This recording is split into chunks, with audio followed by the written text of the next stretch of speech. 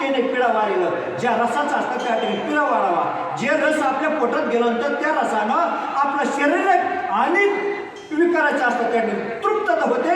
त्याचं नाव असतं जीवन आहे. माझ्या हनुमंतरायांनी सगळ्या वर्णासंग जेवण केलं गेलं, पण त्यांच्या अंतरेने तृप्त झाली आणि बाहेरून तृप्त झाली गेली, ढेकर दिली गेली, आनंदाने मिटक्या वाजू लागले गेले. आणि ज्यावेळेस तृप्तीची ढेकर होत असते त्यावेळेस असतात त्या ठिकाणी नाही अतृप्त झालेला माणूस पुढं असतात त्या मेल्यानंतर सुद्धा लागतो. म्हणून तृप्तीला फार महत्वाचं आहे. जेवण करायचं कसं तृप्त होईल, ब्राह्मण ऐकायचं तृप्त होईपर्यंत. या मनुष्य जन्माला आलेला आहे तृप्त होईपर्यंत जीवनाचा आनंद घ्यायचा. आनंदाची कोडी आनंदाचे डोके आनंद आनंद आनंदाचे अंग आनंदाचे. महाराज सांगतात कोटे धावे म्हणा तुमचे चरण जे केले भाग गेला शिण गेला अवघा झाला आनंद झाला. या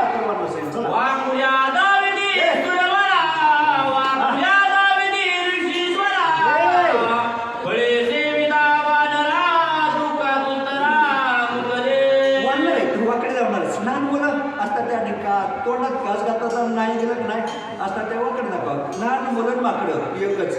पण आम्ही आता मोठी झालो तरी आम्ही माकडाची आमची अवस्था असं लहानपण आमची का गेलंय. लहानपण जर गेलं नसतं तर असं त्या ठिकाणी आम्ही सगळी आलो असतो ना आहे का नाही. आमचं लहानपण अजून जात नाही. आम्हाला आणखी काय कळत नाही, काय प्यावंही कळत नाही. म्हणजे आमचं लहानपण गेलं नाही. आम्हाला काय खावं कळत नाही हे म्हणून आमचं लहानपण अजून गेलंच नाही असं म्हणावं लागलं ना. ज्यांना ज्यांना कळत नाही त्याला म्हणावं लागलं ना, प्रश्न नाही काय खावं. बरं आता असताना ऐका वाघाने कधी गवत खाल्लंय असं कुठं पेपरामध्ये आलंय. वाघ गवत खातो, वाघ काय खातो, वाघ मांसच खातो ऐका नाही. आणि मनुष्य काय खातो, हा मनुष्य अन्न काय, मनुष्य अठरा जिबीनं पाणी पित, वाघ जिबीनं पाणी पितो. मग जिबीनं पाणी पिण्याचं अन्न ते आहे. माणसाचं असतात त्या ठिकाणी ज्या हाताने स्वयंपाक करून खातो त्याला त्या अन्नाची गरज. पण म्हणून माणूस आणखी इथं सांगितलं वरून सांगितलं गेलं तृप्तीची ढेकर दिली आनंदाचे असतात त्या ठिकाणी मिटक्या वाजू लागले गेले एकमेकाला वाटून दाखवू लागले गेले. पुढे काय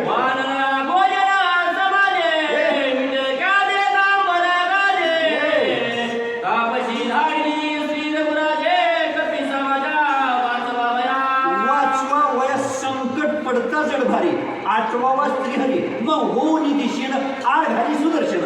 ऐका एखादं संकट पडत असतं. संकट कुणीही या जन्माला जो आलाय नाही बिगर संकटाचा एकही माणूस नाही.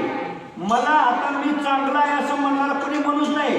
इथं जन्माला मी आनंदात आहे असं कोणीच म्हणायचं नाही. का म्हणायचं नाही तर भले भले तर राम प्रभूला सुद्धा आता संकट आलेलं आहे. जगाचा आधारस्तंभ असतो, विश्वाचा चालक आहे.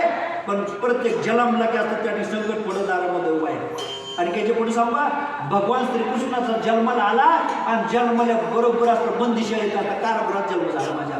कुणाचा, भगवान श्रीकृष्णाचा कारागृहात जन्म झाला.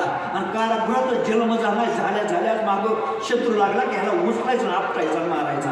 जलमल्या मागं लागलं होतं त्याच्या. उचलला असं बापाने नदी पार करून असतात त्या ठिकाणी पुढे गेलं आणि दुसऱ्याच्या गावा असतात. मला सांगायचं इथं बसलेल्यापैकी आपला मुलगा दुसऱ्याच्या दारात सोडून यायची ताकद असेल तर मला हात करून सांगा.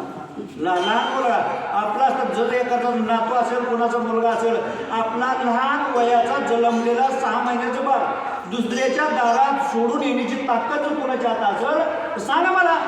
माझ्या असताना वसुदेवला डोकल्यावरती घेतलं गेलं जन्मलेल्या बाळाला आणि दुसऱ्याच्या घरी ना त्याच्या पडे मी सोडलं गेलं. नाही विचार केला, विचार नाही तू सांभाळशील का नाही ती सोडून आलाय. किती मोठा उदाहरण बाप होता. म्हणून असतात त्या ठिकाणी संकट येत असतं पण संकटाला तोंड देण्याची ताकद असतात त्या ठिकाणी निपजावं लागते, तयार करावं लागते. आणि तयार जर नाही झाली तर आज आत्महत्या असतात त्या ठिकाणी. पूर्वी शेतकरी करत होते, आज तरुण वर्ग असतात क्लास 1 आले जे 90% मार्क पाडतात, जे IT असतात क्षेत्रामध्ये ज्यांचं आता क्लास 1 पोजिटिव्ह असतात त्या ठिकाणी आता येणार आहे. अशी बरीच 8 दिवसाला एक बातमी ऐकते. आता शेतकऱ्यात ते करत नाही. आता स्त्रिया आमच्या असतात त्या ठिकाणी जात नाही का.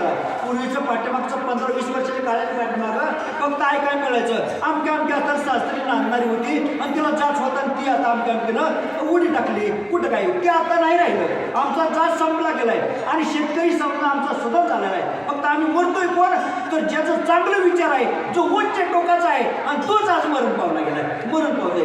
पण हिथं वरून सांगितलं गेलं की आनंद असताना जात असताना चालत असताना संकट येतं. संकट हनुमंतरायाला आलं. अहो त्यांना आता पाठीमाग पण त्या हनुमंतरायनं भारा मांडला गेला आणि खांद्यावरती घेतली उचलली. हाय ताकद आता एखादा आता वनवासाला जर आला तर म्हणला आता तुला कोणी सुद्धा आता तुला यायला सांगितलं, तुला चालणं होत नव्हतं तर तू तिथून राहायचं नव्हतं का गावात? तिथंच विना वाचवत बसायचं नव्हतं का तुला, इकडे कशाला? पण माझ्या हनुमंतानं सगळी उचललेली उरत नेली आणि नेहल्याबरोबर तिथं असताना कसा पक्षाचा वा असता त्या ठिकाणी आलेला असेल, सुगावा लागला संकट काय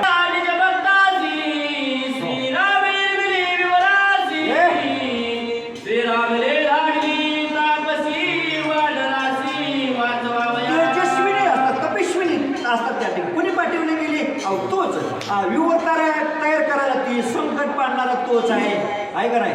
जीव घालणारा तोच आहे. त्याला कधी न्यायचं, कुणाची रेंज कधी घालवायची हे सुद्धा सगळं त्याच्याकडे आहे. म्हणजे सूत्र दोरे असतात त्या ठिकाणी, तो करता करीत आहे.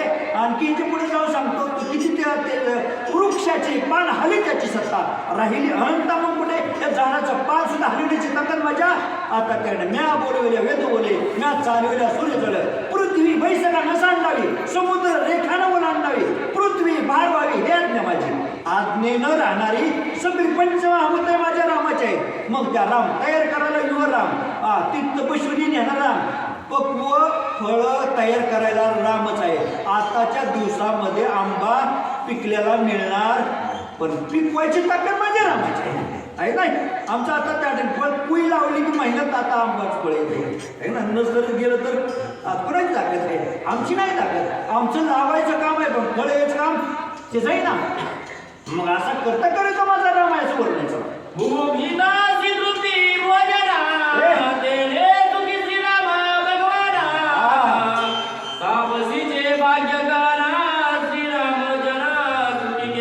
ज्याच्या घरात जेव घातलं त्याला भाग्यवान समजलं गेलंय. अतिथी देव भव. आणि तुम्ही अतिथीला जर नाही असता दिलं, विणमुख जाय अतिथी नेही सुकृताची संपत्ती.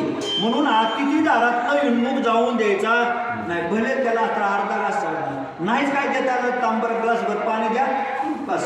काय बाकीचं गरज नाही. आता वेळ नाही सांगायला, मला सांगायचं की तृप्तीची असतात त्या ठिकाणी. तपिश्विनी कुणी रामांनी असतात त्या ठिकाणी तयार केलेली.